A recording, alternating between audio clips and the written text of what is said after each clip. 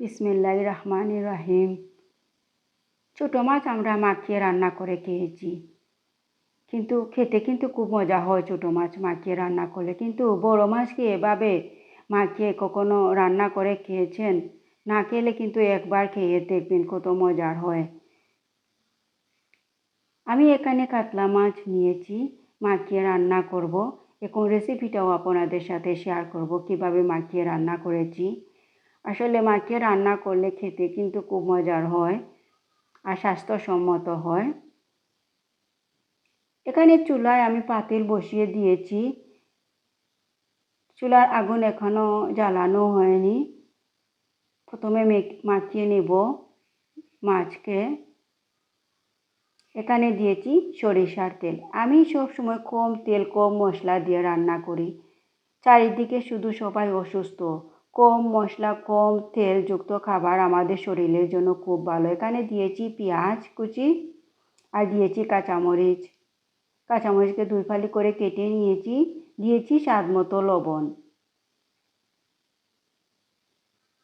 আর দিয়েছি 1 চামচ মরিচের গুঁড়া,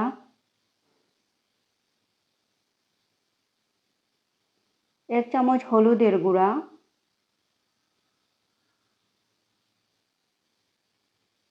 1 চামচ ধনিয়ার গুঁড়া দিয়েছি,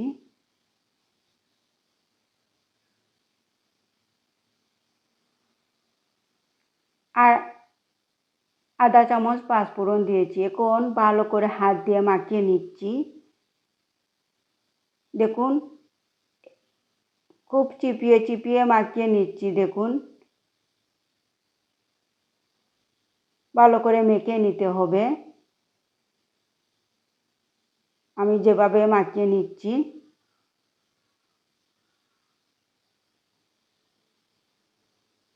আসলে মাখানো তরকারি খেতে কিন্তু খুব ভালো লাগে আর আমাদের শরীরের জন্য খুব ভালো।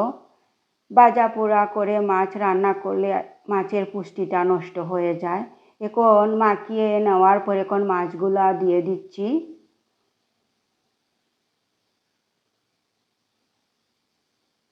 মাছ দিয়ে আবার মাখিয়ে নিচ্ছি ভালো করে।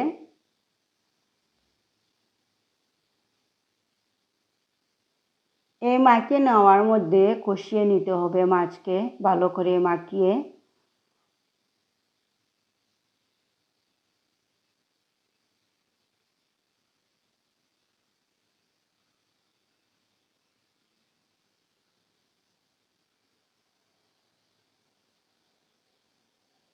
এখন দিয়ে দিচ্ছি পানি। পানি দিয়ে হাত ধুয়ে নিচ্ছি।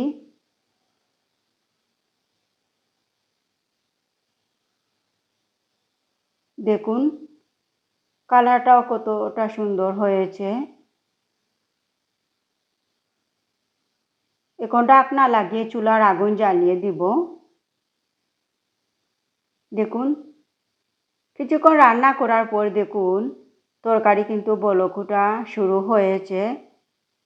এখন আমি আস্তে আস্তে করে নেড়ে চেড়ে দিচ্ছি যাতে মাছটা ভেঙে না যায়, সেভাবে নাড়াচাড়া দিচ্ছি।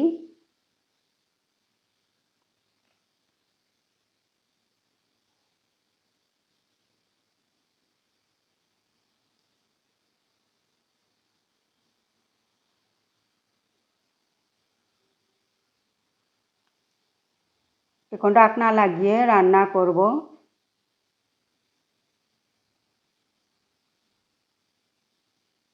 আরও 2 মিনিটের মতো জাল দিয়েছি। দিয়ে আবার আর একটু নাড়াচাড়া দিচ্ছি আস্তে আস্তে।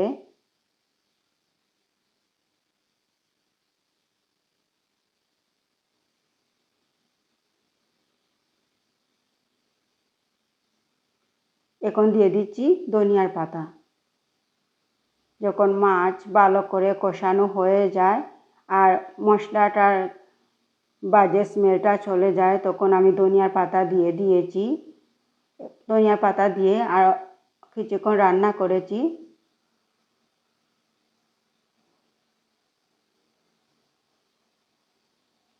এখন আমি চুলাটা অফ করে নিয়েছি। আমার মাখানো তরকারি হয়ে গিয়েছে। কাতলা মাছ দেখুন তরকারি কালারটা কিন্তু খুব সুন্দর হয়েছে। দেখুন ফাইনাল লুকটা কতটা মজাদার হয়েছে আর কতটা সুন্দর কালার হয়েছে আমার মাখানো তরকারি। এভাবে তরকারি রান্না করে খেয়ে দেখবেন, মাখিয়ে অন্যরকম একটা স্বাদ হয়। দেখুন আর মাছও আস্ত আস্ত রয়েছে। দেখুন মাশাআল্লাহ, খুব মজার একটা তরকারি হয়েছিল।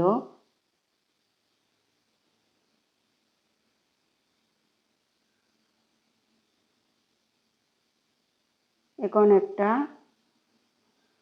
মাটির প্লেটে আমি পরিবেশন করে দেখাবো।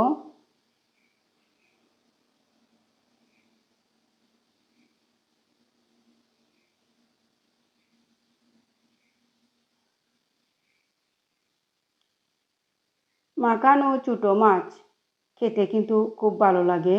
বড় মাছও এভাবে রান্না করে মাখানো তরকারি রান্না করলে খেতে কিন্তু খুব দারুণ হয়।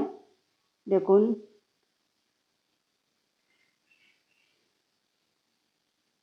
মাটির প্লেটে পরিবেশন করার পর কালারটা কিন্তু খুব সুন্দর হয়েছে তরকারির।